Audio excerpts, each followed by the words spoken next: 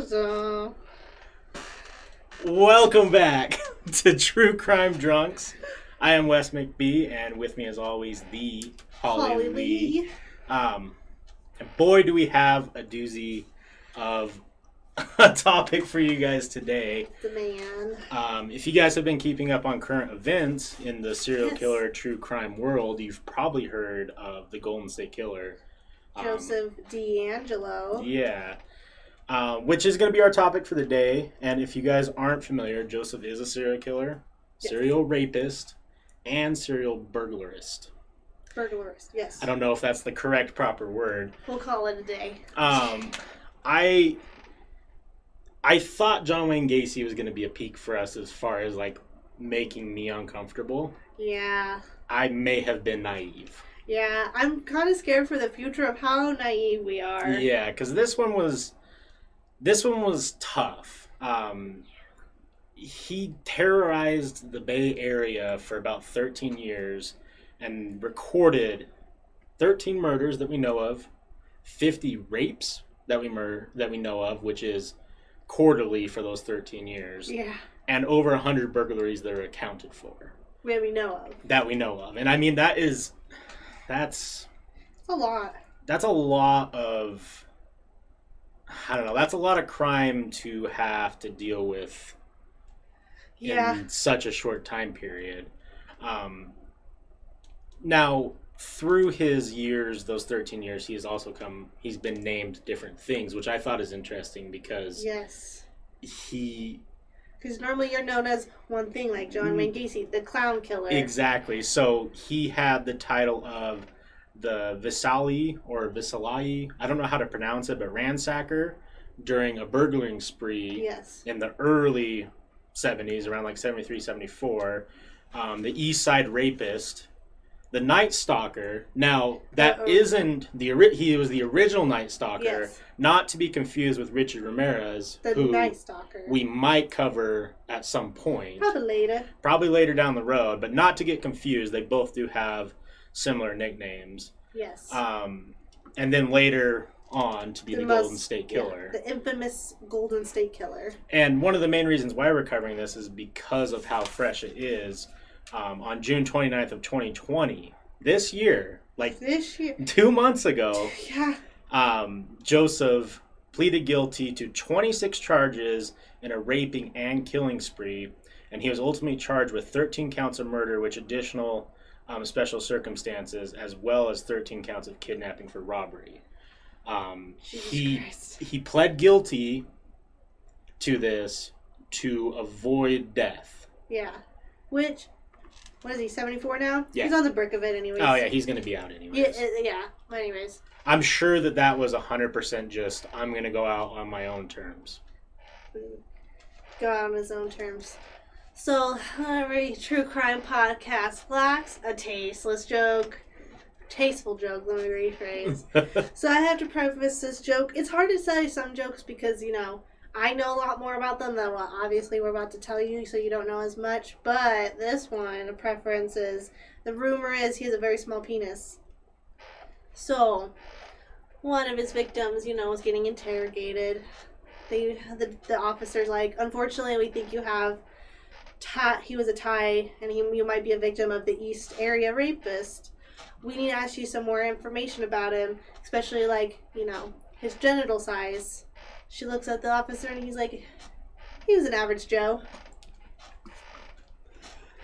That's going to harken back here in about 20 minutes. I know. Sorry, that was so bad. I couldn't come up with anything, less tasteless. But with that, let's go on to his childhood. Yeah, he had quite the childhood. So, Joseph James Deangelo Jr. is his full name. His dad is Senior, obviously. He was an Air Forceman. He's a World War II vet. His uncle actually was also a World War II vet who died in battle and got a Purple Heart. Fun fact. His dad was pretty abusive. He wasn't I feel like, I don't know, during that time, at this point, I feel like all dads were abusive, which I know is not true, but I feel like dads were pretty rough on their kids. I think it was a different time. Like, he had to really toughen up your kid. Yeah, and I feel like as a military man, he was probably a little extreme for sure. But, so his dad was kind of abusive. It doesn't talk a lot about his childhood. He's just very new. I don't feel like a lot of information's out about fully of what happened to him as a kid. But some pretty big things was, so he was born in New York. He's the oldest kid of 4. He has 2 younger sisters and a younger brother. Since they were in the military, they traveled all the time. He was born in New York, was not raised in most places. I don't even know where he ended up being raised. I think it was California. Yeah. But his dad was abusive. So the biggest thing though was, so since they traveled a lot, they were stationed in Germany. This was when he was about 10 years old. This was a pretty big deal in my opinion of what happened to him as a child. But so when he was stationed in Germany, I don't know what the situation fully happened of, but him and his sister were hanging out. They got kind of cornered by these 2 other military men, and Joseph had to watch his 7-year-old sister while he was 9 years old get raped by these 2 men. And very awful for watching your 7-year-old sister, which you can't protect, get raped by 2 men. The worst of it is when they told their parents about what happened. Their parents were basically like, don't tell anyone else, it didn't happen. Well, and that's an age where you're not going to forget, right? You know, because you hear that in your mind forever. You hear that a lot with, like, young kids. Like, if they had, like, some sort of traumatic experience, a lot of times the parents will just not ever talk about it again and hope that they forget. And most of the time they don't forget, makes them think about it more. Yeah, but they can't at 9 years old, experiencing something like that is just awful. And not, like, I want to harken back a little bit to what you said, being in a military family.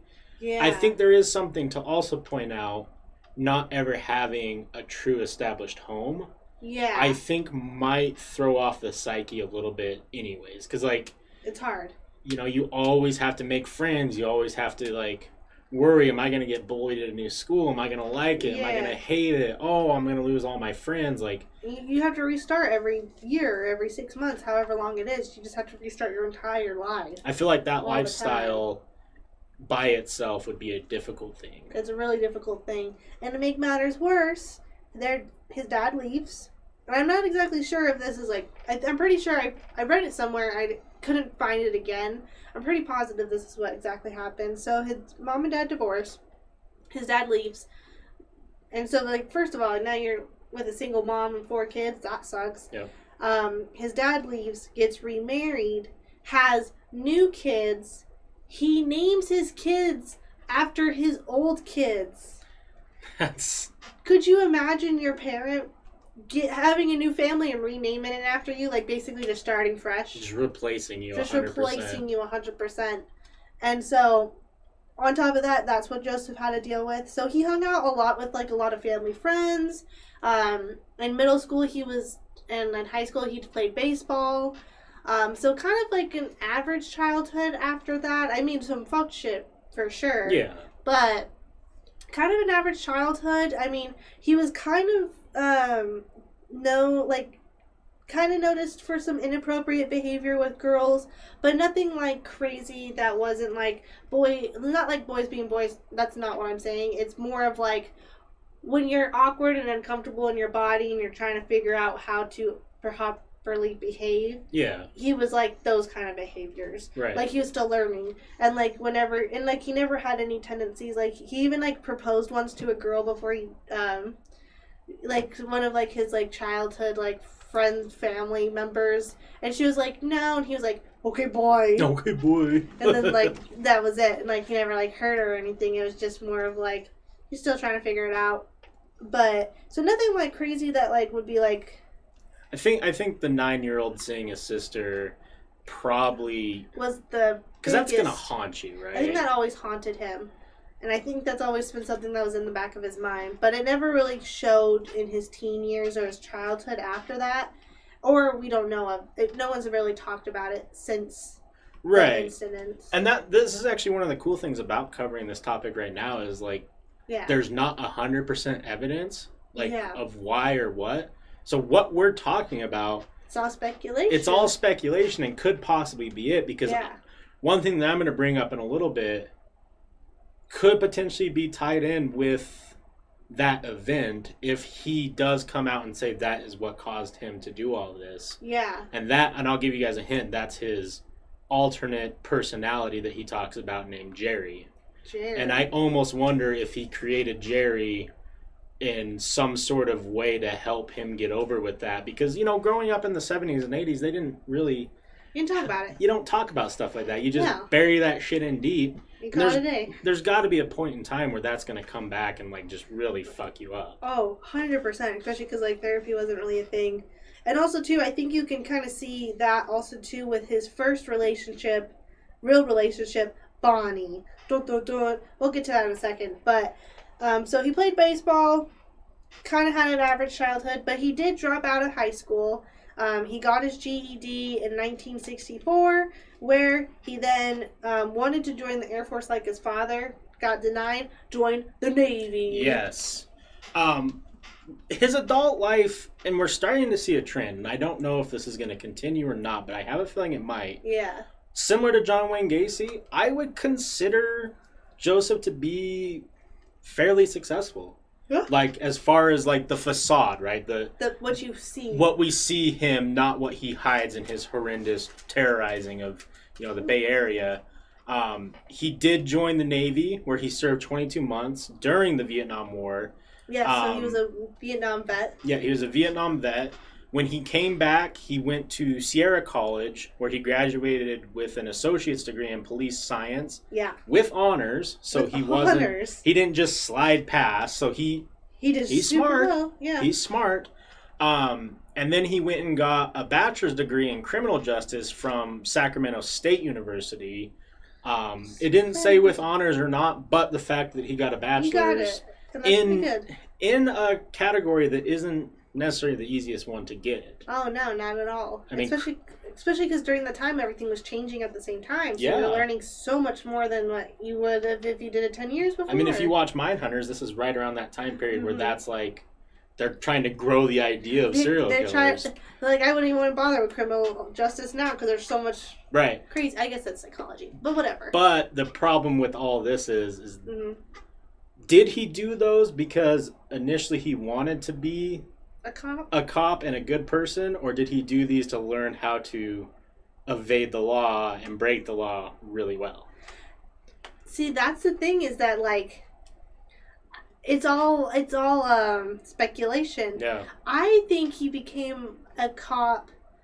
I think partially it's when you join the military, you get your college paid for basically, and so I think partially it was a good, because a lot of military people, once they're done, they join the police force. It just kind of is the trend. So I think it's partially natural. Yeah. But I think it also kind of helps to know what to do and what it kind of means. I think it kind of did help him. Yeah. Because, wasn't Ted Bundy, becoming a lawyer? No. And then was able to, Ted Bundy was smart as fuck. Smart as fuck. He was becoming a lawyer, and he was able to, defend himself for the most part in his own trials. And it's so tough, right? Because we don't know. When you talk about someone being a veteran, especially from Vietnam, did something happen to him there that may have caused a switch? Yes. Because to go back a little bit into his college years, before he graduated with a bachelor's, he was at Sierra College. His first year, he met this girl named Bonnie. I didn't get her last name. Also, if you look at a picture of her, hot as fuck. Gorgeous? She's a gorgeous, gorgeous woman. Very gorgeous. And also, Bonnie gives me a lot of, what's the lady's name that dated Ted Bundy? That she wrote a book about it, who had the daughter. Yeah, I don't remember off the top of my head. But that girl, Ted Bundy, one of Ted Bundy's girlfriends, kind of gives me that same vibes, because later he'll rape somebody, and while he's raping the girl, will be like, "I hate you, Bonnie." He literally is quoted saying that on July 6, 1978, "I hate you, Bonnie." So let's talk about Bonnie for a second. Okay. So Bonnie is obviously an ex-girlfriend / ex-fiance. So they started dating around 1968 and 69. She was a classic daddy's girl. She was so passionate about learning, then going to medical school. Her dad was definitely like you're going to college to meet a husband kind of mentality. Old school. I'm not, and so she wasn't able to go to med school, but she was able to go to nursing, so she was able to be a nurse. And so she's going to college doing that kind of psychology stuff. Her whole family's into academics. That's why it baffles me that her dad doesn't support her more in it. But, it's the times. Because he was a professor. Or I think he might even, or like a principal.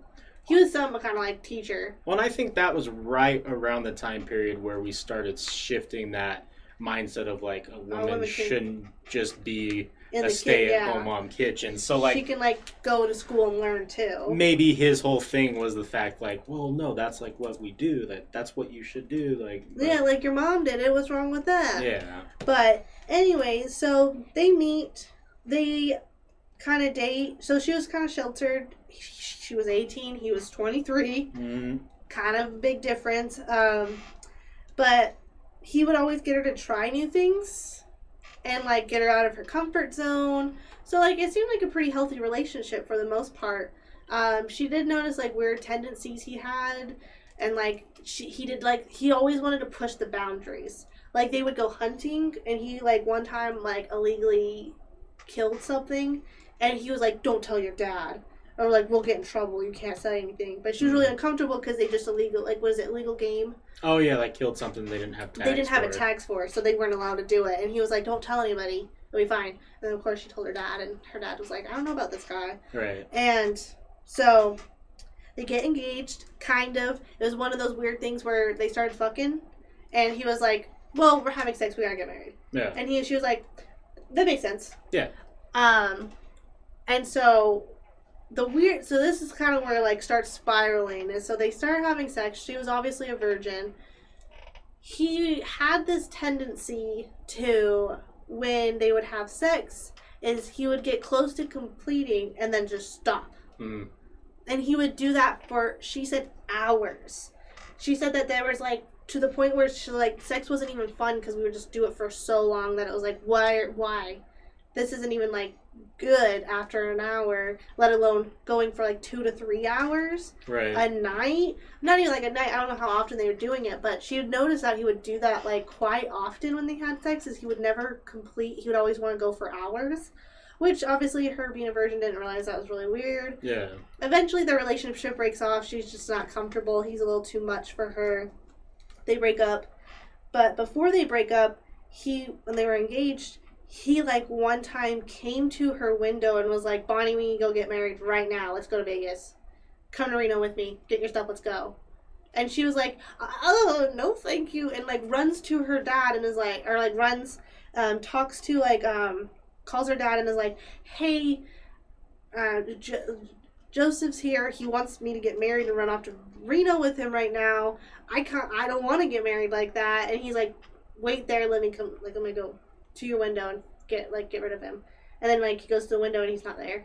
Right. And then soon after that they break up.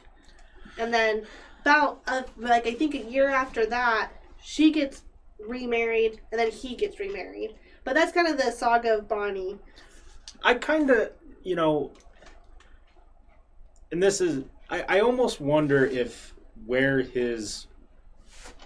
all this sprouted from was his pushing the limits thing, always needing an adrenaline rush, or always needing something happening right now.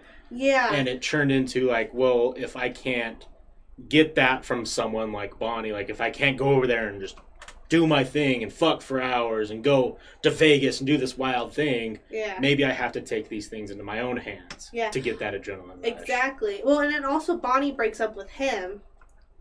And he was devastated, obviously, because they were engaged and, getting married. But she broke up with him. And then, literally, less than a year later, she was already, married with, pregnant.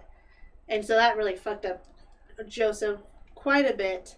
Well, and it's weird because the time frames with his life are very fast for those first, like... Those first years after military. Because he started, from what we know... Yeah. He started in 1973 when he started terrorizing. That's how I'm going to put it. Yeah. But this would have been... The stuff with Bonnie would have been, what, 71, 72? Because he graduated from he graduated from... San Francisco? Yeah, like in around 72. And 73 is when he married Sharon Huddle. Yeah. So I think, because he started college in 68, and I think they started dating soon after that. I don't know how long they were together. It didn't give a lot of details on like their timeline of the relationship. No. But I know it was like a year before he got married to that girl. It's just crazy to me to think that, right, like, so... He went from Vietnam War, college, crazy relationship, more college, married, and then this first year he was married is when he started, well, at least that we know of, he started committing crime. Yeah, because that first year of marriage is when he also became a police officer. Yeah, well, this is where it gets interesting, right? So, when you look up stuff about his research, about his police officer stuff, he potentially, or it's hard because a lot of places say they don't have records. Yeah. Which, is that bad timekeeping or is that them trying to keep their reputation? Right. But I found that he either had an internship or he did volunteer work with the Roosevelt Police Department, and through that department, they say they found no records of him working there. Okay. So whether or not, maybe it was like they didn't keep records because he was volunteering or it's an internship and he didn't get it. But he definitely worked as a police officer in Exeter. It's a weird state, from 73 to 76, which would have been right in those first 3 years of him committing the crime. And then he also worked for Auburn Police Department from 76 to 79, which would have been right in the middle of his crimes. And he was let go from that job because he got charged with stealing a hammer, which is weird, and dog repellent from a drugstore in Citrus Heights, which is where he lived. Yeah. But so he was for sure a police officer from 73 to 79 at two different departments. Yeah. Well, and that sounds about right, because that's what a lot of my resources says is about 1976, when he was about 28 years old. He became a police officer. I don't know. He probably had some volunteer work before. Yeah. Because, I mean, I think most, especially because you're going as a criminal justice major, they probably wanted him to, like, do, like, internships for his degree and stuff. Of course. And especially because you want to make sure what you want to do with your criminal justice degree. So I would assume probably, yeah. But, like, 76 is when he officially became a police officer, when he then also married what's her name? Sandra? Sharon Huddle. Sharon Mary Huddle, which... So, yeah, to get back to that, they ended up getting a home that they purchased in Citrus Heights, which is where he eventually gets arrested. He had 3 daughters. 3 daughters. Which is... insane. I mean, that's the John Wayne Gacy thing, too. Like, sorry if that annoys you guys harping back to him, but, like, we're going to probably do that to try and connect all this stuff. We're going to be bringing up a ton of people. Let's give us a little bit more time. It's crazy. I don't know. I guess it's because we don't share the mentality, but, like, to think that this guy, for 13 years of his life, did all these heinous things, but also was just pumping out kids. Was also raising kids. Well, and it's crazy too, and we can get this into a little bit later. But there's like records showing that like some of his like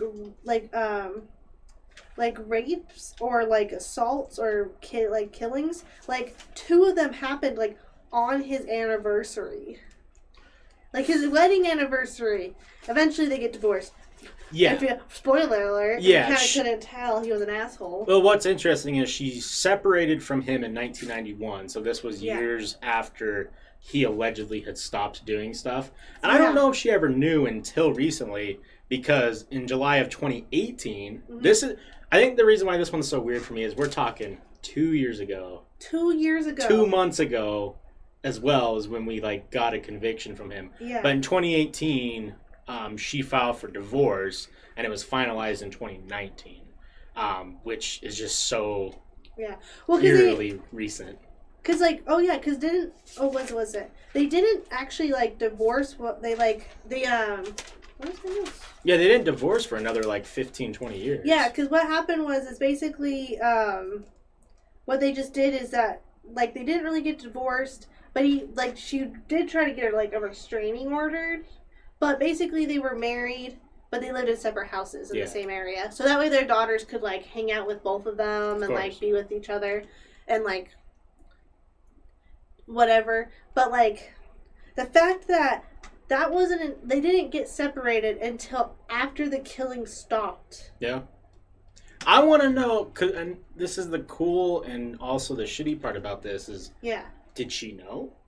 We don't know. There's not enough information. I mean, we're literally in the peak of him, like, getting arrested. And the only reason why he just got arrested and all this is happening is because DNA.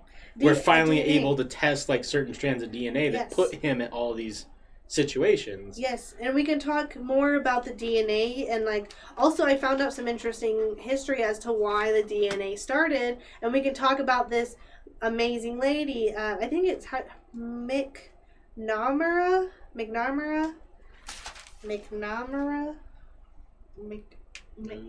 Something. We can talk about her and how she basically is the one that found.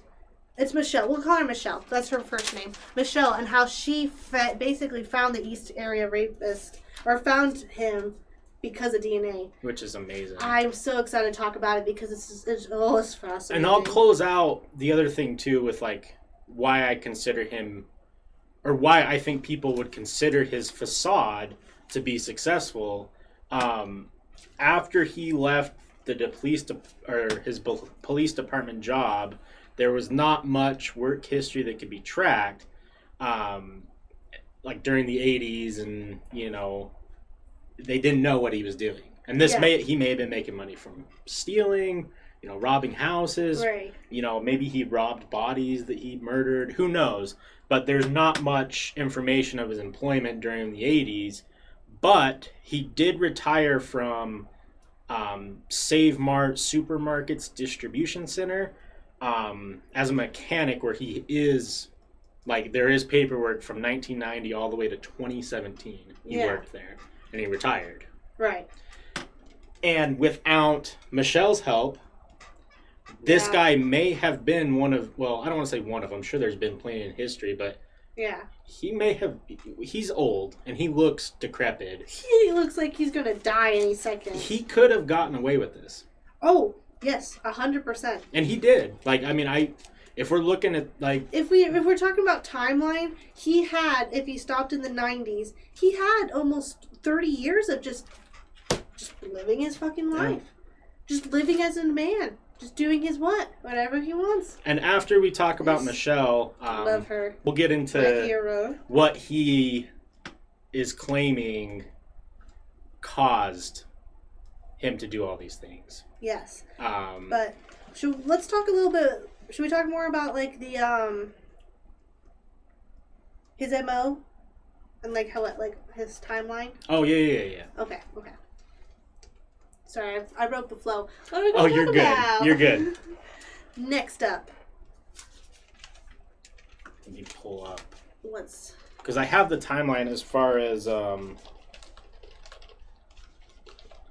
what he, like, where everything started and ended.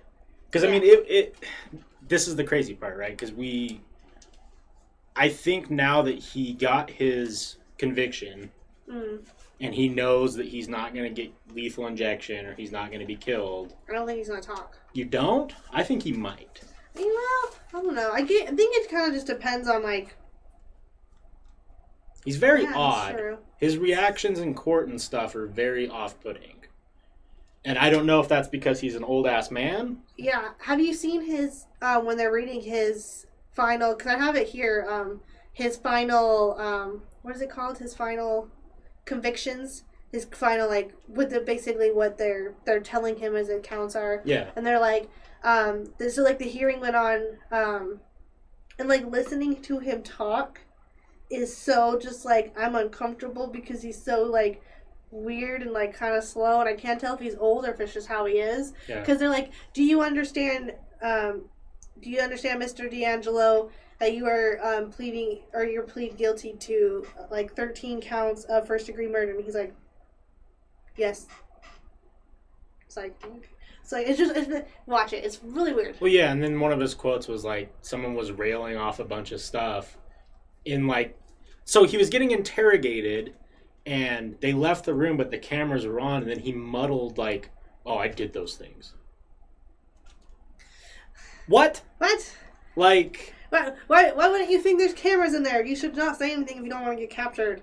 Bringing up his age, though, does he have dementia or some shit? Because, like, the way that he's been acting is very off-putting and not of the intelligence I would think someone would need to get away with all of this crazy shit. Yeah. Because this is, like, this is high IQ, not memeing, no cap. This is high IQ level, like... stuff that he was doing. He got away with hundreds and hundreds and hundreds of activities that he never really got caught for. He had a couple, but like he didn't do jail time, right? So I mean, not really. Now he's doing jail time almost 30 years later. Well, now like 40 years later. But oh yeah, so it was right here. All right. So he says, I did all that, Deangelo said to himself while alone in a police interrogation room after his arrest in April 2018. So, like, what? What? What? He didn't say it when they were in there. But he mumbled it to himself. Right. Did you want to talk about, then, the timeline of his crimes? Is that what you meant? Do we want to go over? Because, like, I mean, he's the Golden State Killer mostly, but this man has so many, he did so many different crimes, and they all escalate. Right. And that's why it's hard, because... no one really knows, because that's why also, too, it was hard when they found him, because they realized, like, oh my god, he's connected to all of this. All of it. All of it. They thought it was different people. They thought it was for the longest time, and then they started putting connections together, and that's why also we're going to call out Michelle again for putting it kind of all together for everybody. Yeah, Michelle really, I mean, that picture right there is haunting. That looks like a man who's... He's seen some things. Yeah. But he's also done a ton of things. Also, like, one of his sketches looks so eerily like his police, like him in his police uniform. Yeah. And it's is that? I don't think that's him. That's not him, is it? I'm not sure. I'm not sure either. No, he's more blonde. Oh, okay. Blonde-haired, blue-eyed man. Well, I mean, this goes back to the other thing, too. Like, he's a handsome guy, like a lot of these guys are. Yeah. In all honesty, like, I mean, not now. If you look up pictures of him now, you're like, oh my god. Like, it was a but during his crime sprees, he wasn't an ugly guy. Like, definitely not. Which is also, like, which doesn't, I guess, should really matter, because it wasn't like he was luring people in. He was just burgling and coming in for this is why I also hate this man. My number one fear is home invasion. Yeah. And this is this guy's MO all around, because... Anyways. That was one of my, not to get off topic, but that was one of my favorite Read Between the Lines. Go check that show out if you guys aren't, if you don't know. But we were talking about, like, what our greatest fears was, and someone said something like, no, you're wrong, home invasion. I was like, that's the biggest fear. But, it's the fucking worst. So, alright, timeline. So, 1973, he starts as being a police officer. And then his first known alias was the Visalia Ransacker. It's a tough one to say. It's a tough one. Well, we'll get there eventually. We'll look up words before we start talking. But he becomes the Ransacker, which no rapes, no murders. He just goes and ransacks houses, which, being a police officer, learning about how burglars happen probably helps a lot. So the Ransacker went on from dates, these are all kind of guesstimates, from May 73 to December 75, and it almost seems like maybe they're saying that this maybe was his training grounds. Yeah, like this was his, he was learning. This was like his schooling to get into what he needed to do. Right. To do worse. Because, like, nowadays it's not as easy to break into someone's house, especially with security systems. Yeah. But there still was, you can't just kick in a door. No, like, you have, and also, too, you don't want to wake the people up, and dogs, and, like, you have to learn. And, like, so, this was kind of, like, his training ground on, like, how he was able to, like, learn how to break in. Right. How to stake out a place before you break in, how to understand that, how to get in, get out without someone knowing, or to let someone know, but you get out before getting caught. Right. And the crazy thing about all this is when he came about, right, when Michelle was able to connect this DNA, everyone is still I imagine there's people right this second diligently working on trying to connect everything and figure things out. Oh, we're trying to put all these unsolved cases together. Right. So they're guesstimating that he was involved in 120 burglaries while he was the ransacker, and potentially one murder that they're trying to tie to it, where it was, I guess, an incident where he broke in, it went bad, guy got shot and died. Yeah. But they can't link it to him yet. Because it's not, But is it going to be linked in the next year because someone finds DNA? Probably. Or maybe he'll confess. Maybe he'll finally do like a whole... We don't know. If he does come out with more information, we'll do a Patreon episode. Yeah. Or something like that. But I found one little thing that was kind of interesting about the ransack when he was being a ransacker. He didn't do this all the time because he didn't always steal something. Sometimes he just like threw your shit around and left. Why? Chaotic neutral. No, honestly, it's just chaotic. He just wanted to see how far he can get away with things. But one of his like calling cards is kind of how they were like able to link all these burglaries. It's the worst word. Worst word. All of these like ransackings is he would steal a single earring. He would never take a pair. He would always take one of the earrings. It's just so odd because... You're just like, why? There's just like, it's more of like why would you take one earring? It's almost like he was never, until like it was full-blown rape and murder. Like until he had like a thing. It just seemed like he was doing this almost like... to fuck with people, to like break down society and make people uncomfortable. I think he really just like, I think he just had a vendetta and just like liked causing people grief. Yeah. I think he was just a fucking menace. He was literally a menace to society. Yeah. He just wanted to be a menace because we'll talk more about this later, but like some of his victims, he would call 10, 15 years later after an incident and would still call, and the victims know because they know that voice. Yeah. But which is haunting to think about. Haunting. Like, we can get back to that, but yeah. So when he was a ransacker, like we think he killed somebody. It's not 110% confirmed. It's basically confirmed, but like there's just not the hard evidence, and I don't think he's being convicted currently for that one. Right. Because obviously there's much more worse things he's done. Right. Which gets us into the East Area Rapist. Well, before we do that, the way that they connected him to be the ransacker is they suspected the ransacker was involved in the murder of Claudia Snelling. I apologize if I do not pronounce names well. Yeah. In 1975, which actually statute of limitations would clear that, but we're not doing that because you can't just clear a straight up murderer. Yeah. But he did plead guilty to that murderer, which in turn makes him the ransacker.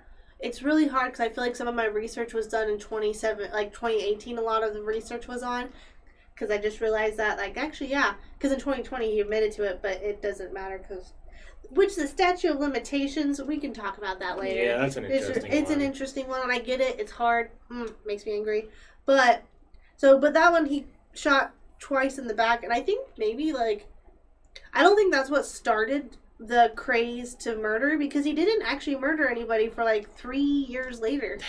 It's so hard to pick and choose like what made the leap because he hasn't said anything. I almost wonder if we're going to find, like, journals or, like, something comes out because, like, we're still so in the dark as far as, like, why he took these leaps. But so the East Area Rapist, they put a time frame of June 1976 to July 1979. And these are all guesstimates because we really don't know everything that this guy's done. And also, too, he's 74 years old. It's not like he can actually remember dates. No. Unless he's that kind of crazy, which I could see. And that's going to be the interesting thing is when he does get into prison and he now has his sentence, if he does start talking or doing interviews or trying to help, you know, I don't want to say help, but if he decides to start talking because he's like, well, I'm going to die soon anyway, so fuck you guys, I'm going to tell you everything. Yeah. I'm curious to see how, because there's no way this man's not extremely intelligent, right? He has to be. Well, or at least extremely trained. Yeah, because you don't get away with all this without having something. Some kind of ability to, like... And we're talking the Bay Area, too, which wasn't just, like, butt-fuck Egypt.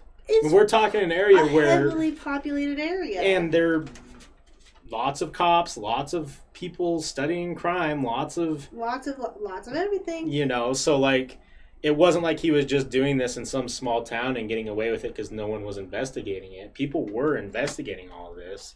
It's just also, you have to think at this time, there's DNA evidence. It's super hard. Also, too, he's not a convicted felon. There's no way to link him to him, which we'll get to at the end because it's so fucking cool. Right. But at this time, it's just hard. You can't put it all together. There's just not enough evidence.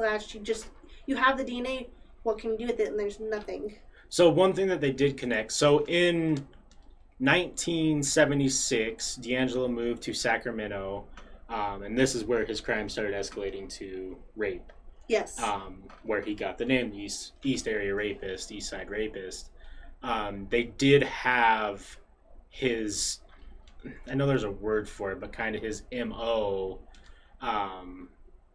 was he would stalk middle class neighborhoods at night in search of women who were alone in one-story homes. Which I think is interesting because that makes me think he's even more intelligent because he knew it's easier. Yeah. Well, he would stalk single ladies that, one-story homes where it's straight shot. They're single. They're alone. And he thinks about things like this. He would do it near places of, like, easy escape routes, near schools because it's easy to, like, hide near a school. Creeks, trails, you know... Right. Tree lines, different things like that, because he knew if shit went sour, he could really, really get the fuck out of there. So all of this stuff is planned, where, you know, there are some murders and serial killers where it just seemed like they were just doing this because it was their nature. This guy was planning shit out. He was planning it out. That's why also, too, he also has the name... the original Night Stalker, is because he would stalk women at night and figure out what to do, and that's why he's like the OG Night Stalker. Like Richard Ramirez is the actual Night Stalker because that was only his MO. Yeah. But he is technically also too the original Night Stalker. Right. So if that gives you any indication when he was the East Area Rapist, it makes sense. Yeah, and it's, I don't know. It's just crazy to think that one guy was able to put so many people... I mean, this type of behavior, right? Yeah. Even if you weren't a victim, think of how terrified you'd be, like, just sitting alone at night in your house. Especially being a single woman. Yeah. You're like, oh, my husband's leaving. Well, I don't want him to leave because, like, what if I fucking get murdered? You know, because everyone thinks it's not them until you fucking walk outside and see some dude standing out there. Yeah. You know, it's just... Ugh. Sorry, you're good. You're good. I'm looking up this really cool fact about later, but yeah. So he was the original Night Stalker. He was the East Area Rapist. He would go into a lot of women's house, and I think too he would rape so many women. And I think the reason why it would always escalate is because I read kind of like a psychological fact about serial rapists is most of the time they don't. You build so much in your head what you think it's going to be, that eventually, like, it doesn't turn out how you want it to. So you keep doing it because you're trying to get that gratification you think you want, like, you think you know in your head. Right. And so it's like a psychology thing with, like, a lot of, like, other serial rapists that they build it up in their head and it doesn't turn out how they do it. So they have to keep doing it and have to keep doing it. And then it's like sometimes it just gets worse and worse and worse because it's like... Because you build it up in your head into this thing, and it does turn out how you want it. Do we know if he was a virgin before he slept with Bonnie? It doesn't say. I would assume he wasn't a virgin because the way he was kind of able to, like, know to stop and keep going. Yeah, I think he's probably had some practice at the time. Also, he was a military man. He was a good-looking Yeah, so guy. I imagine he probably wasn't. I know Bonnie was, but she was also 18. He was 23. I don't think he was a 23-year-old virgin. No, probably not. So, do not think so, but... So going into... It's disheartening looking at some of this information just because, like, you know, I'm looking right here, a list of 50 areas and things that were, you know, involved in his victims, and you just really, when I can sit here and scroll through all this and know that each one of these was a person who's been assaulted or harmed in some way. Yeah, because he went to just single women, and then eventually he moved on to couples. Yeah. So what he would do is he would get in the house. He did some horrible things. There were sometimes he would tie up the husband, and sometimes there were, like, hands would turn, like, black with, like, so little circulation, and, like, he would have, like, the husbands in one room and was, like, raping the wife in the other room. And he would also make sometimes the women tie up the husbands and hurt the husbands and do things and then, like, rape the women. And sometimes he would just, like, the fact that so many times he would leave to make a sandwich during these killings, horrendous man. But also, too, if you want, I linked a timeline of the Golden State Killer on our website, truecrimedrunks.com. Check it out. It'll be up tonight. The information from Michael Deangelo. But it goes on about... I'm just going to show you, Wes. This was a detailed thing about every single victim and how he's tormented. And not, like, tormented. It doesn't give you, like, graphic details, but it just tells you. And it also gives him his alias. It's like attack number 18, attack number 20, attack number 26, and it just goes on and on and on. It's so long, and it shows every single thing he did. Well, and it also gives you too, like goes on to, like, shows, like, attacking, prowling, when he was, like, doing this, doing that, and it shows, like, when he would call his victims as well. Just crazy, just how much he did and how, like, many awful things he did. Until then, obviously, he went into the Golden State Killer and then started killing his victims on top of just raping and tormenting. Right. It's, I don't know. You know, as we do more research on this, on just serial killers and stuff, it really makes me, I don't know. I haven't talked about this publicly to anybody, but it almost makes me want to shift my lifestyle to become a detective, like a criminal investigator. Not because I think it'd be fun, but, like, you know, to be able to find these, to be able to, like, what if like one person was able to stop this guy in, like, 74, 75? There's hundreds of people that would have never had their whole life ruined. Hundreds and hundreds of people. Because, you know, I know that there's people who are able to get past and move on with their lives after having a tragic event like this, but it's always going to haunt them. And they have to live with that their whole entire life. And, you know, I don't want to sound arrogant and say that if I did this, I could stop someone, but, like, what if I helped in stopping someone? Yeah. You know, it's just, I don't know. It's heartbreaking. It's real heartbreaking. I do want to, while you're looking up some things, I want to talk about his potential personality disorder. Yes. Which... Though it's hard because it's like, the same way as like John Wayne Gacy to the moment he died kind of denied everything. Right. So, but it's very interesting. I'm very interested to hear about Gary. Well, Jerry. So yeah, there's not much information yet on this, but what he is claiming is that he has a alternate personality. Hold on one second, guys. Can you fill the air for a second? Yes. So back onto like what he would do to his victims after the point. So he gets away with everything. There was one time he got in a run-in with actually one of the people he was at one of his victims. When he was leaving his house, the victim was like screaming, and her neighbor was actually it was either a police officer or an FBI agent. She comes back and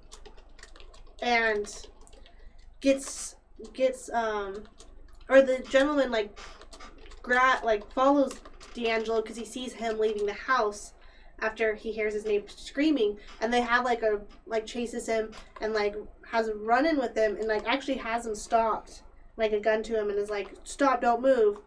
And when he either looked down, looked up, or he heard something, looked away for just a second, Deangelo shot, misses thankfully, but got away. So that was one run-in where he got really close to being found. There was some times where he wasn't able to complete because of circumstances. If you want to hate this man even more, there's been known cases where a victim might have a dog and he would kill the dog. So if you want more reasons to hate this man, he kills dogs too. Nope. Not okay with that. Yeah.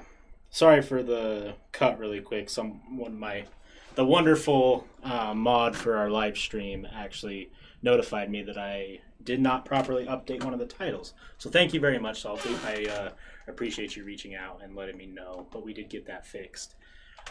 So I was going to talk about his potential personality disorder, and we saw this with John Wayne Gacy. Mm-hmm. I think we're going to see this with a lot of them.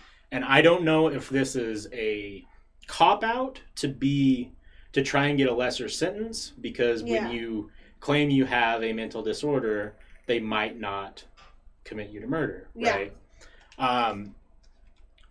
Joseph claims that he has an inner personality named Jerry. And Jerry is the one who made him do all of these things. Now, do I believe this?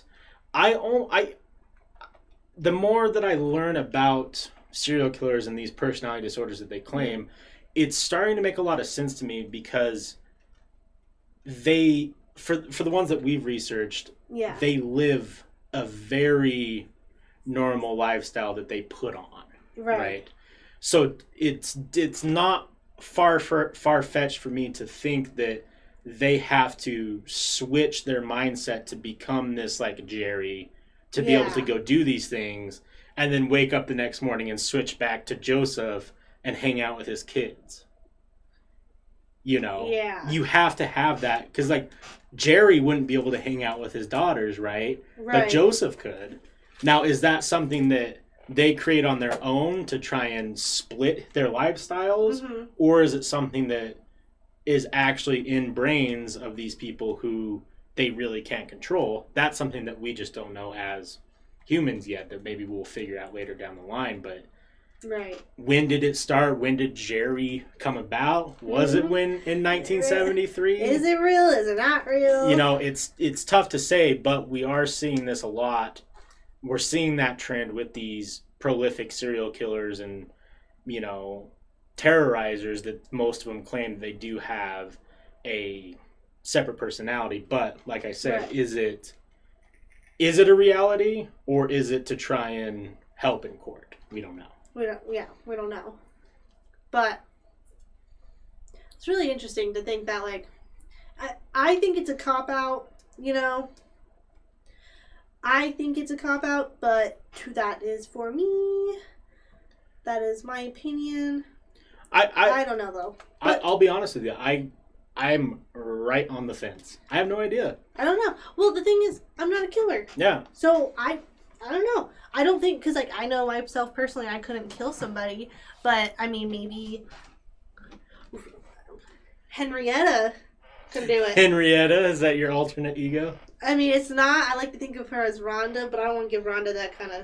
Yeah. That I'm just kidding. I don't really have an alternate. But, like, you know, like, I don't... Maybe if I was a killer, maybe it would be easier to sleep at night knowing that I was something else. Yeah. But I mean, I just don't, because you don't really see it with like John Wayne Gacy or like Jeffrey Dahmer or Ted Bundy. Gacy said it though in one of his court things. That's why I was saying that we're starting to see a trend. Oh, actually, you're right. He did have and also kind of Dahmer did. You know what? We'll do more research on that. It's interesting, right? It's interesting. It's definitely a hard thing because I say it's a cop out only because it's like. You know what you did. You did it. Well, you're admitting to it. And this is all hypothetical. This is not me stating a fact. Do you think that maybe... Because this is going to be a stretch, but hang on with me for a second. Okay. But like, everyone gets in certain moods, right? Mm-hmm. Like, so like, let's say you're in the mood to have an intimate situation with someone, right? Yeah. I'll keep it clean for the folks at home. Sometimes you have a different mindset, right? Yeah. You know... And you're not going to take that mindset to work. Yeah, because you're like, that's my personal life. Yeah. So is it possible that everyone has a variety of these personalities, and potentially some people have this personality where they just need to be someone else? Evil? Someone else. I know that's far-fetched, but it's, we're all hypotheticals. It's a hypothetical. I like the idea of it because, well, I mean, like, because, like, my work self is very different from my personal life. Same. The way I act with Cassidy is not the way I'm going to act with my bosses, and the way I act with my bosses isn't the way I'm going to act with my significant other. Right. And the same way I act with my significant other isn't always how I'm going to act with Cass. Yeah. And, like, things like that. And, like, the way I act with my significant other isn't how I would act with you. But I'm also not going to act like my bosses with you because I'm going to be with myself. Yeah. So I guess, like, I can see what you're saying. I think it's hard, though, because when you get into that, like, personality disorder... What most therapists and, like, psychologists say is that, like, you don't have, like, a full-blown identity if you, like, you can't, like someone, like, from, like multiple personality disorders. That's also such a hard subject. Yeah. And I watched a video on this girl that was, like, watch me transition, and she literally, like, she was sitting on the couch like this, and her other personality took over, and she was like this. She's like, you saw that? That means I switched. But it was so simple of me just, like, sitting up a little bit straighter. That's how minimal it was. And it's kind of hard to say. But when you have, like, the extreme personality disorders, you don't remember what happened to that other body. So he could have it, but I would think it wouldn't be... It's a hard decision. But at the same time, the same girl... With multiple personality disorders, you can get to know your personalities, and you remember, right. And you get to know when they're coming, and you get to interact with them because you know how you're acting is that kind of personality, which is a unique situation. A unique situation with Michael Deangelo. I feel like we just don't know enough about him as his everyday life. We don't know. We haven't had counts of like what his daughters thought of him, what his wife said. Besides, like his wife being like. You're a piece of shit. Right. Obviously. And also, two wedding anniversaries, he was raping and murdering women, like, people. Get out of here. He's a full-blown just monster. Full-blown monster. But, should we get more into his capture and the remarkable Michelle? Yeah, let's talk about it. Let's talk about it. So, kind of before Michelle, let's talk about, I think it's Keith and Patricia Harrington. So with that murder is a couple, and that DNA really kind of put it, like, I don't know what it was about. I had to do a little bit more research on it. I kind of wasn't able to understand kind of the reasonings behind it, but they were believed to be obviously the victims, they were, I think, the victims of the Golden State Killer. But that kind of helped with the DNA from that place was so strong, it helped build the case that we're going to get to soon. So that he left so much DNA with them. Insane. But I think it was I don't remember the exact years of when it happened. But yeah, what happened with Keith and Patricia was in August 21st, 1975. Devastatingly sad, obviously. But when was this? Supreme Court in about 2013, the law changed. So in the Supreme Court, if you go into the prison system, you have to get your DNA taken. Okay. So this is the start of DNA and finding killers, and how DNA plays a really important part, and how all this stuff happens. But going back to Michelle, OG lady, where is it? Right here. Oh, I love her so much. I was thinking we should watch her documentary. We'll talk about it later. Okay. But she writes a book, which I am so sad. I found this out. She died before they found. Oh, no. She did it, all her work. She died in 2016. Fuck. Anyways, but. Well, I'm glad that we can talk about her now, because I don't know how many people are like. I mean. Oh no, she has her own documentary and her own book now. That is huge. Okay, perfect. She is a wonderful person. Everyone's starting to realize that she's a bad motherfucker. She's a bad motherfucker. So when she was 14, let me see when she was born, because that'll kind of help get a time frame of like when she kind of plays. So in 2016, 2006, she was 14 years old. So she was born in 92. Okay. So kind of soon after it all ended. So she was born in 92-ish area. So 2006, she was 14 years old. She starts her own true crime diary about all of this, because she developed, it's called Murder Habit. And I guess it's the true crime diary, but it, like, her segment was like Murder Habit. But she started it because she knew a woman from her church that was killed. Okay. And I don't know if it was linked to Michael Deangelo, but. Wait, so she passed away at a young age? No, that was 2016 when she started her blog. 2016 is when she died. How old was she? 24? Yeah, that's what I'm saying. She died when she was young. If she was 92, she would have been 28, right? Because I'm 26. I was born in 94. I think she was 24. No, was she? Let me look her up real quick. Let me get a little bit better. Wait. When she lost her website, she knew a woman she knew. That doesn't seem right. Or maybe the girl she knew from her church was 14 when she died. No, I'm saying Michelle. Oh, you said she was born in the 1970s. You're saying the lady that... Oh, okay. Gotcha. Let's rephrase. All right, back to Michelle. So she was born in the 70s. So she was born soon after all this started. Her husband is Patrick Oswatz. That makes so much sense. Why he was an actor, a stand-up comedian.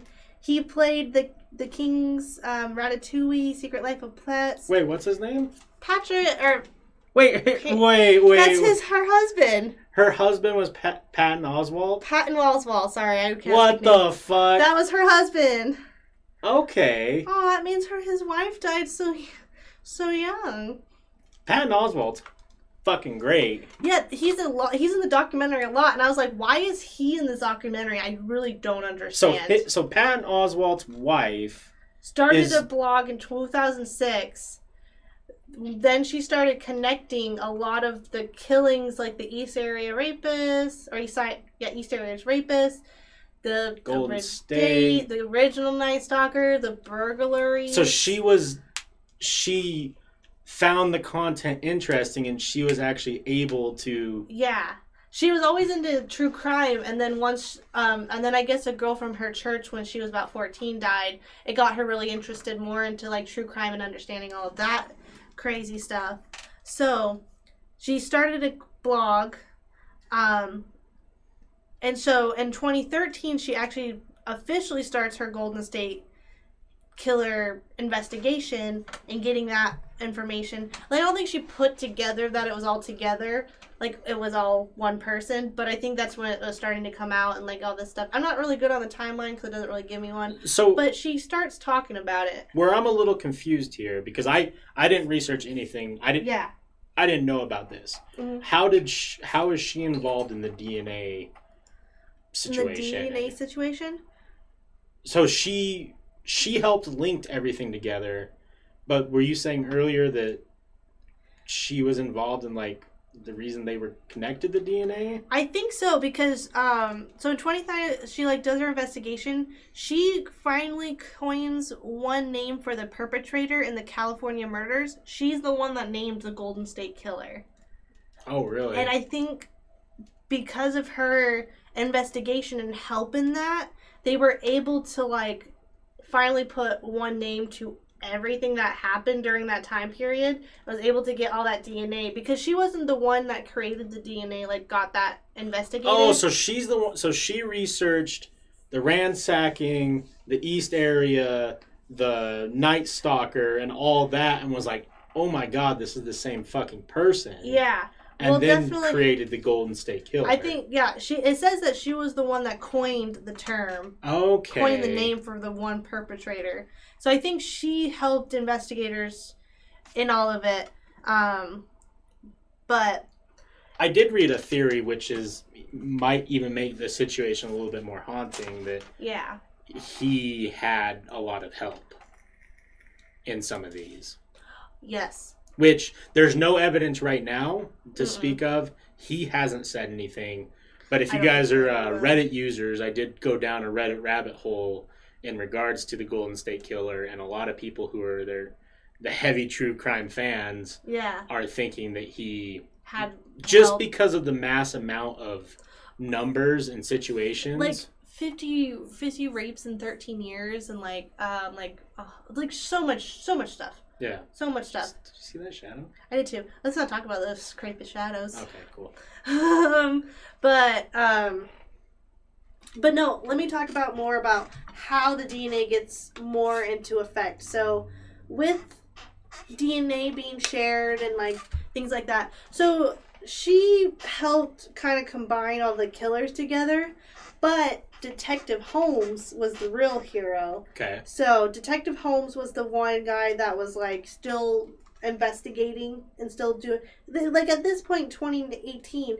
This is all like, it's all what is it? Oh, sorry, why can I not think of? It was a cold case. Oh yeah, he's just working the cold case. Like there's no evidence as to like what everything's going on. But so. This is during the time when 23andMe, Ancestry.com comes out, and other people are like kind of being like, oh, we can like, find DNA from like relatives and do things like that. Right. So basically what happens is Detective Holmes does so much research. So what they did was technically like not really allowed. But what they did was they created an account for him. They don't know it's Joseph Deangelo. They just created an account for the Golden State Killer. They just create an account for him. Okay. And it brings up like 600 possibilities. And then they like kind of narrow it down to obviously men, a certain age frame, and then they do this. Well, with that, then they kind of break it down to, okay, who was living in this area, break it down to more. And then I think eventually they get to 6 different people of who it is. And this is how they found Joseph Deangelo. He was on one of the lists because his DNA was not a match, but it was related to, the 23andMe, because since he's not in the system, they can't say who it really is. So They have 6 different men of who it can belong to. They kind of break it down and they're like, we're pretty sure it's this guy. We can't tell for sure. So what they did is they staked, stalked him. They staked him out, and they waited. And one day, Deangelo throws away a tissue, and they sample it. No shit. So they were casing him. They were casing him. That's how they were able to find him, is by 23andMe. Shouts out. I have one. Yeah, Makes me terrified because now my DNA's in the system. But they found him through 23andMe, and they were able to, like, narrow it down to like a certain suspect. He just threw away a tissue and they just picked it up and they got him. And then, yeah. Also, fun fact, and then after that, Holes retired soon after he got Deangelo. Good. Once they got it, fuck yeah. He was like, I think he was done, because I think he was kind of getting, well, I mean, it was kind of close to his retirement, and it was something he's always been investigating. I bet, I hope that he got some peace. I hope that he is able to know that, because, like, he didn't give up. Oh, no. And probably without him, who knows if they would have ever finished this case. No, because someone had to go through all of the DNA, go through all the background, see who could have done it. That's awesome. I hope break it down. I hope that he is able to enjoy his retirement, knowing that he did his community real service. He got the man. But the thing is, that's crazy too, because, like, I'm not sure if the whole timeline, but I know it's, like, based off of getting a tissue sample, right, that Deangelo just threw away, and that's how they were able to find Deangelo. Which, isn't it crazy to think, like, because they were able to connect, because his crimes weren't just in, like, one specific area. Southern California, Northern California, different areas of California. And after, finding the DNA evidence, they were able to connect everything together. Mm-hmm. So how many others out there, or how many others like him are out there? Like, how many people do we not know, or actually it's one person responsible for multiple things? Well, that's why it's, like, crazy, because that's why they say there could be 2,000 active serial killers right now. But there also could be, like, double that, because, or, like, half of that, because those 2,000 are doing, like, 3 different types. Right. And, like, I don't know, it's hard, Like, I think they're eventually, like, finding things and, like, connections and, like, things like that. And I mean, like, eventually we'll find more, like, I assume we'll eventually find more of, like, Bundy's victims, and we'll find more of, like, just random, like, victims that come out of nowhere, and they're like, this was actually this person. Like, I wouldn't be surprised if we found, like, Gacy's, or, like, more of the Golden State. Just more and more people, especially with DNA being so big. And I hope that having these DNA abilities now will deter people more. Because now, like, if we're being honest with each other, right? Mm-hmm. Prior to the 1990s, a lot of people could do a lot of things because there wasn't a way to find it out. Yeah, but now, 2020, you can't go fucking steal from a convenience store without getting caught. Like, shit's not the same. So I hope that with this case being so public as it is now, and it being someone, he's 74 years old. He committed his crimes 30, 40 years ago.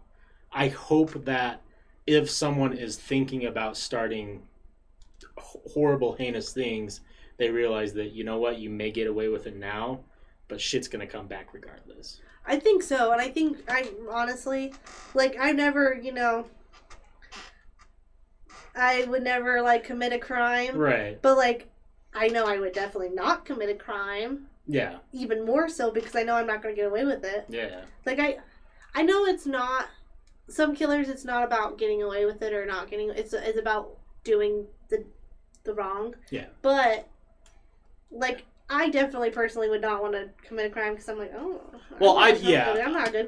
not a good criminal. With what I'm saying is, I don't think crime will ever go away, because they're just people who it will just happen. It is what it is. I hope that people start realizing that they're not going to be able to get away doing these heinous things for as long. Yeah. And I hope that our society gets even better so we can stop these horrible things from going on. Right. And I think eventually, but I mean, crime's still going to happen. Things are still going to happen. I do have a couple other things I want to talk about. I don't know what all else you want to cover, but one of the weird things about the Golden State Killer that became almost a trend was there was a lot of copycats who were pretending to be the Golden State Killer whether it be for publicity or whether it be for like clout or whatever you want to call it. And also with when you talked about how he would call his victims up on the phone and just even 30 years later, he was doing it into the early 2000s. Right. Even there was also a poem. Are you familiar with this? A poem about him? No. Oh wait. So in December of 1977, someone claiming to be the East Area Rapist sent a poem, "Excitement's Crave," to the Sacramento Bee, which is the local news press that was covering all of this, right? Oh, wow. The Sacramento mayor's officer, the television station KVIE, on December 11th, a masked man eluded pursuit by law enforcement personnel after alerting authorities by telephone that they would strike on Watt Avenue that night. And this poem was sent there, and I'll read it to you guys. And this isn't known if this was Joseph or if this was someone pretending to be Joseph, or, as gross as this sounds, but this does exist, was a fan of Joseph. There was lots. I mean, we talked about that. So here's the poem. All those mortals surviving birth, upon facing maturity, take inventory of their worth to prevailing society. Choosing values becomes a task. Oneself must seek satisfaction. The selected route will unmask character when plans take action. Accepting some work to perform at fixed pay but promise for more is a recognized social norm, as in decorum seeking lore. Achieving while others lifting should be cause for deserving fame. Leisure tempts excitement seeking. What's right and expecting seems tame. Jesse James has been seen by all, and Son of Sam has an author. Others now feel temptation's call. Sacramento should make an offer to make a movie of my life that will pay for my planned exile. Just now, I'd like to add the wife of a mafia lord to my file. Your East Area Rapist and deceiving pest.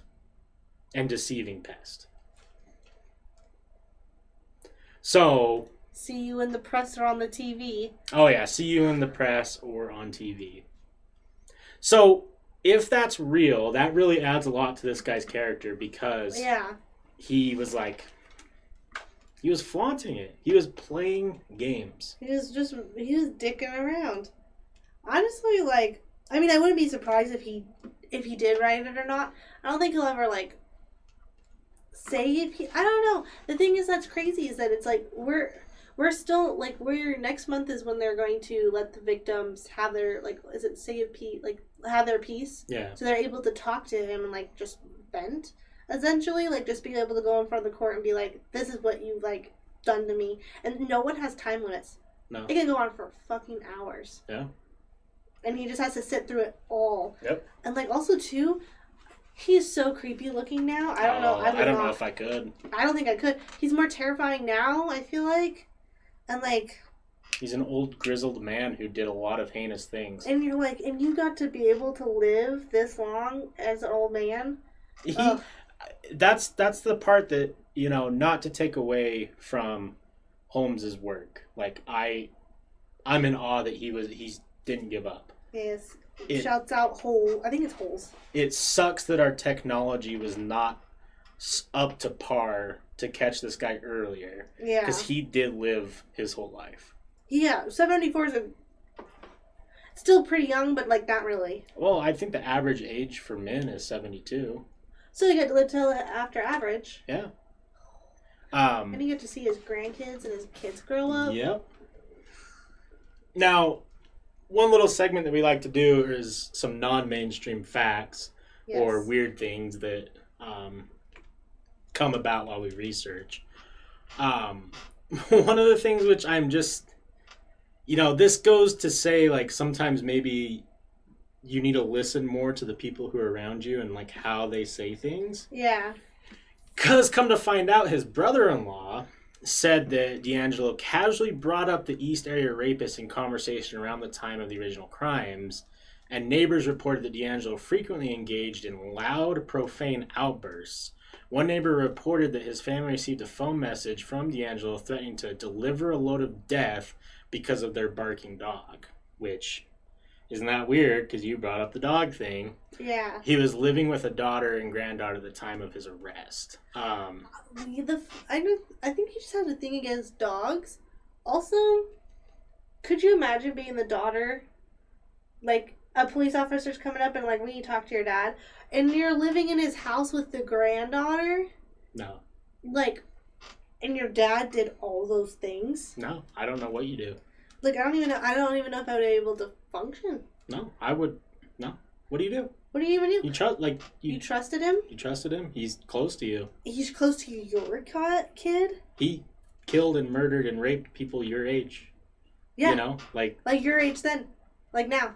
Like her age, whatever her age would be now. Yeah. I don't know like how old she is, but like I would assume she's about my dad's age. No, right. Well, he was 28 when he got married, so his kids would be around their 40s if he even got like popped them out right after the other. Right. They would just be in their 40s now. And to harken back to the joke, our tasteful joke, it is quoted after him being arrested. They obviously went and talked to people who he was close to, co-workers, and different things like that. And just like his penis length, he was quoted as just being an average Joe. Yes.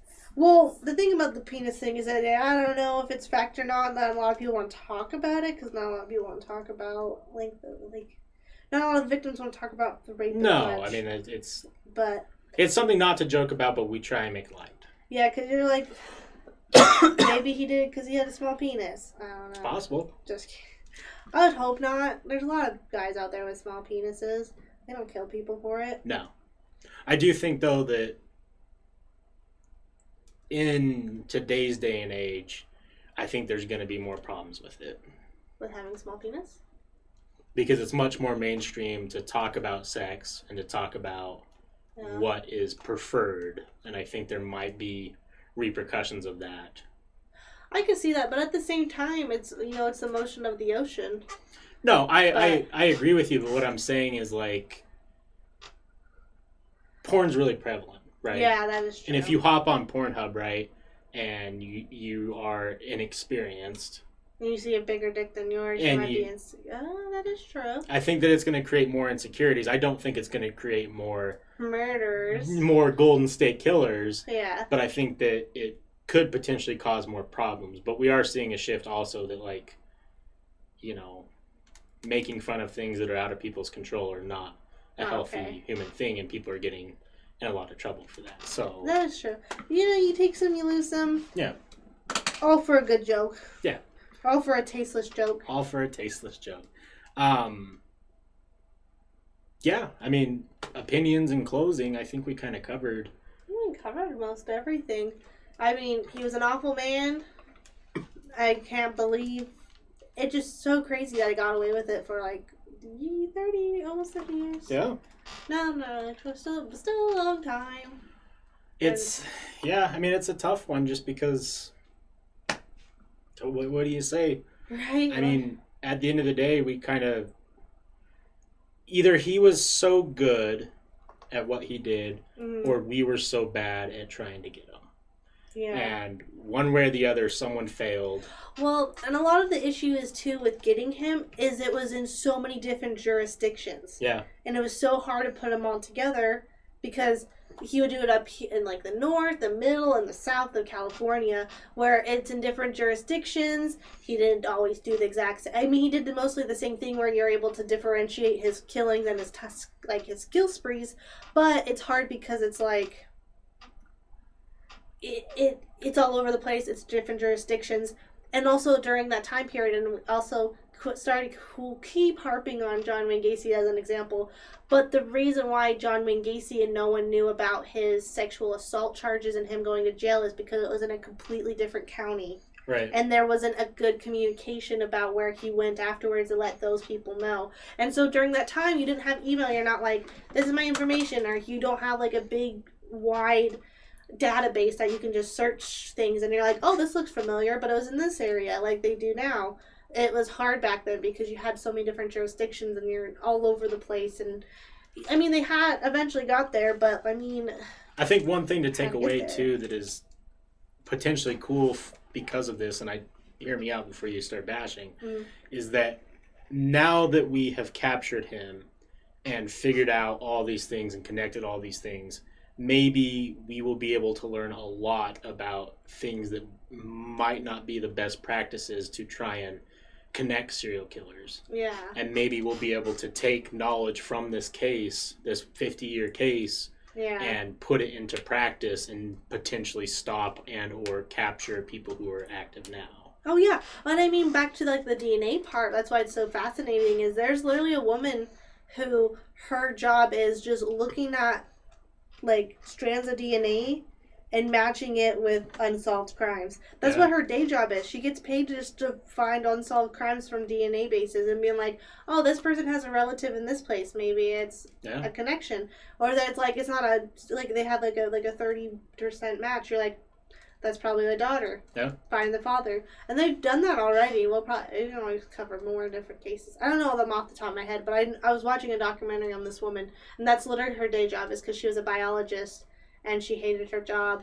And what she would do in her free time is to look at ancestry and DNA and kind of do cold cases, and now she does it for a living. That's fucking awesome. So it's just kind of how it works. And I mean, like, shouts out to crime junkies, but like Ashley Flowers, she just kind of started a podcast, and now she gets to work with detectives all the time and make things better and like learn more and be able to help connections and things like that. And I think it's very fascinating. I think this is also one of the only fields where as many eyes as possible is the best thing, because we might look at something different from like people who are on the case.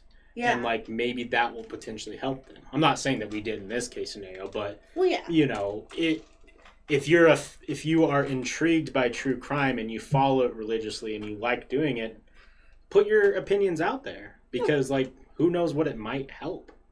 Exactly. And like always have a fresh perspective, and and that's why they have like Crime Stoppers. Like if you know something, just say something, you know. And you can go anonymous. You don't have to like put your name out there. No, definitely not. And so what's next for us? I have our list, which isn't anything we need to follow. I'm down for anything. We have the old lady killer. I'm thinking maybe move away from killers. I would a little bit. We keep bringing up cults, and I've been really kind of wanting to do something revolving around that, but we would have to pick out a good cult. We would have to pick out a good cult, and we would have to switch how we have our show flow, because it's not going to be... It's going to be a little bit more different, and we'll do a little bit more research and come up on it. We got 2 weeks to figure something out and come up with a different script. We could do something in the paranormal universe, as far as like, maybe like the American Horror Story hotel guy, because he's a real character. Yeah. That's kind of more, I guess, not necessarily paranormal, but he's a killer, but like a much more deeper, fascinating, because you're more interested in his hotel than him, almost. Yeah, because of how he did it. It's pretty cool. Do the vampire killer cover-up stuff is interesting. Pretty interesting. I mean, I don't know why, but summertime I think of cults, and I think it's midsummer that really turned me onto like summer cults. Well, I'm down to say our next episode will be on a cult. It'll be on a cult. I'm not sure what cult yet. The only cult I can think of off the top of my head is like Jamestown's. Yeah. Off the top of my head. But there's so many different types, and like I don't want to do Manson. No, because that's just I very fascinating, but it's hard because it was like right there, 6 famous cults is 3 of the Manson girls right there. Yeah. Like it's just everyone, and it's also like it's a cult, but it's been talked about a lot. Yeah. Heaven's Gate was a crazy one. God, that one would be really interesting. Yeah, I'm down to do that one. Gate. I don't know what this is. Shinriko. Ooh. So it says members of Shinriko left 5 bags filled with a toxic nerve agent on 3 Tokyo train lines during rush hour. That'd be in Japan. That'd be an interesting one. Also, I've been to Japan, so I understand how those railway works. The Branch Davidins? 51-day standoff with FBI. What? Children of God was a wild one. I'm surprised Jamestown isn't on there. Jonestown. God, I'm sorry, guys. I almost kind of want to do. I'm gonna do Heaven's Gate. Yeah. All right, let's write it down. Okay. Make it official. In 2 weeks. What is in 2 weeks? It's not the. I don't remember. The 15th. Wait, no. Yep, 15th. 15th. Yep. That'll work perfect for me. Heaven's Gate Cult. Heaven's Gate Cult. If you guys liked what we did here too, make sure to go check out our website. It is coming along and looking fantastic. TrueCrimeDrugs.com. Our podcast where you can do Spotify, Apple Music, Podbeam, all the fun stuff will be coming up pretty soon. It takes a long time to change MP4s to MP3s, I'm finding out. Is that you'll have to show me. Anyways, that's besides the point. We'll get that up pretty soon, probably way before the 4th one. I'm going to get that done sometime this week. And if you guys want to go to Top Shelfers, they will be up there as well. We're kind of double dipping because we love our true crime show. Yes. So it is. And we are a Top Shelfers production. Yeah, Top Shelfers production. So yeah, Heaven's Gate. Look forward to that on the 15th. And then check out our website. We have an email address. If you want to fact check us, we appreciate that. Yeah, if you want to tell me how great our website is, please don't tell me it's bad. I'm just kidding. Tell me your truths. If you think you're like, I would do this a little bit different, tell me. Give us some feedback. Yeah, contact us. We have our email's super easy. It's called truecrimedrugs@gmail.com. Yeah. It's super simple, no spaces, no caps, just True Crime Drugs. If you want to be involved with the podcast, I thought of this idea. Yeah. And you want to, if you enjoy researching this, reach out to us on the email and you could definitely be a part of our research team. You can be part of our research team. Eventually we'll do some guest spots. But I want to have a conversation. Yeah. Our email, I check it every morning. We love talking about true crime. So if you're sitting at home and you're like, I want to talk to people about true crime, let's do it. Reach out. We'll talk. Let's do it. We can if you want more platforms to talk on, we'll figure it out. Yep. We will definitely figure it out. But thank you everyone for watching. Thank you again. Whether you were here live, I appreciate your guys' input in the comments and different things like that. But just for this show, we don't respond to our live comments so we can keep the flow going. If you're on Spotify, iHeartRadio, Apple Podcast, anything like that, make sure to leave a rating. Let us know how we're doing. Give us any feedback that you would like. It's much appreciated and much respected. Yeah, let us know how we're doing, even if we're doing trash. Yep, and if you want to support us, go to twitch.com or twitch.tv/topshelfers, and there are links in the descriptions on places where you can support us, which all of that goes back into the podcast, allows for us to spend more time on research, buy better equipment, get better surroundings, like everything is going back. Yep. It all just goes back into this room right here. Yep. We're going to make it look awesome. So thank you again, guys, and we will see you back on the 15th with Heaven's Gate Cult.